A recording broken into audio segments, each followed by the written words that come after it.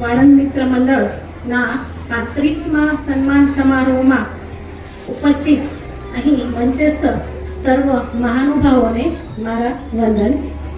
સાથે સાથે અહીં ઉપસ્થિત જેમને સન્માન પ્રાપ્ત થવાનું છે એવા વિદ્યાર્થીઓ, નાનકડા વહાલા વિદ્યાર્થીઓને પણ ખૂબ ખૂબ શુભેચ્છા અને અભિનંદન.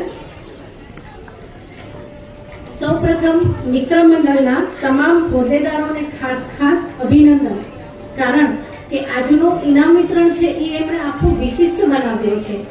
નારી દ્વારા સંચાલિત આખો કાર્યક્રમ છે એ ખૂબ જ ઉમદા વિચારો સાથે અહીં પ્રસ્તુત થયો છે. તો એના માટે ખૂબ અભિનંદન સર્વ મિત્ર મંડળના હોદ્દેદારોને. આજે એવું કહેવાનું મન થાય કે યત્ર નારીસ્તુ પૂજ્યતે રમંતે તત્ર દેવતા. જ્યાં નારીઓનું પૂજન થાય છે ત્યાં દેવતાઓ ખૂબ જ ખુશ થાય છે. ત્યાં એ કુળમાં દિવ્ય ગુણવાળા ઉત્તમ સંતાનોની પ્રાપ્તિ થાય છે. અને જે કુળમાં સ્ત્રીનું સન્માન થતું નથી ત્યાં દરેક બાબતો નિષ્ફળ જાય છે. માટે મિત્ર મંડળના તમામ હોદ્દેદારોનું ખૂબ આ કાર્યક્રમ કરવા બદલ હું શુભેચ્છા અને અભિનંદન આપું છું. સાથે સાથે અહીં ઉપસ્થિત દરેક માતા પિતાને મારે કંઈક કહેવું છે. આજે માતા પિતા તરીકે આપણા ઘણા બધા સપનાઓ હોય કે ભાઈ મારું બાળક છે એ આઈએએસ ઓફિસર બને, ડૉક્ટર બને, એન્જિનિયર બને, અને ઘણા બધા આપણે સપનાઓ સેવ્યા હોય, અથવા તો આપણે જે નથી કરી શક્યા એ આપણે આપણા બાળકોમાં એ સપના જોતા હોય અને એના માટે સતત આપણે એમની પાછળ લાગી પડ્યા હોય કે ભાઈ તારે આ કરવાનું છે, આમ કરવાનું છે, સતત એને પ્રોત્સાહિત કરતા હોઈએ છીએ. તો એ પણ ખૂબ સારી વસ્તુ છે. પરંતુ એ હું કહેવા માંગીશ કે એક બાળક છે એ એના માતા પિતાની પાસે શું માંગે છે? આપણે તો બાળક પાસે આપણા સપનાઓ રોપી દીધા, સોંપી દીધા, પરંતુ બાળક છે એમની પણ ઘણી બધી વિનંતી છે, એમની પણ એક ઈચ્છાઓ છે ઘણી બધી. તો એક બાળકના મનથી હું કંઈક માતા પિતાને કહેવા માંગીશ. મને સાંભળો, મને પ્રોત્સાહિત કરો, મને સમય આપો. આ બાળક બોલે છે એના માતા પિતાને કે મને સાંભળો, મને પ્રોત્સાહિત કરો અને મને સમય આપો. મારી લાગણીને અનુરૂપ થઈ મારી સાથે વર્તો. હું તમારા વર્તનથી શીખું છું. માટે ઉપદેશથી નહીં, તમારું વર્તન શુદ્ધ રાખો. હું અનન્ય છું. મારી તુલના બીજા સાથે ના કરો. હું અનન્ય છું. મારી તુલના બીજા સાથે ના કરો.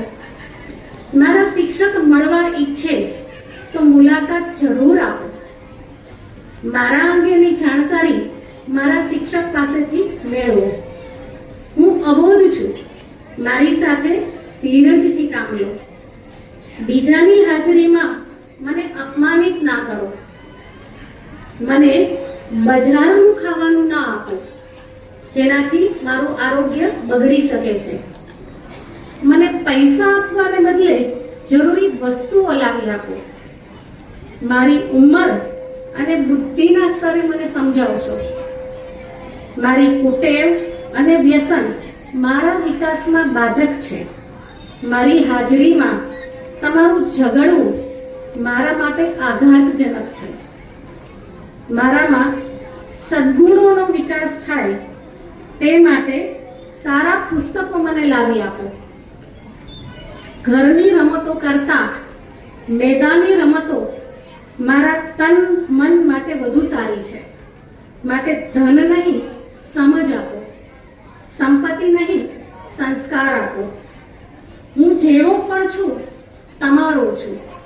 માટે મારું અસ્તિત્વ સ્વીકારો. આશા રાખું છું કે આજે બાળક દ્વારા કહેવાયેલી વાત, મારા દ્વારા કહેવાયેલી વાત દરેક માતા પિતાના હૃદય સુધી પહોંચી હશે.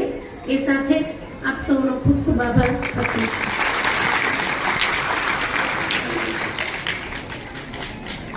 ત્યાં જશો ત્યાં તમને કોઈ રોકી શકશે નહીં.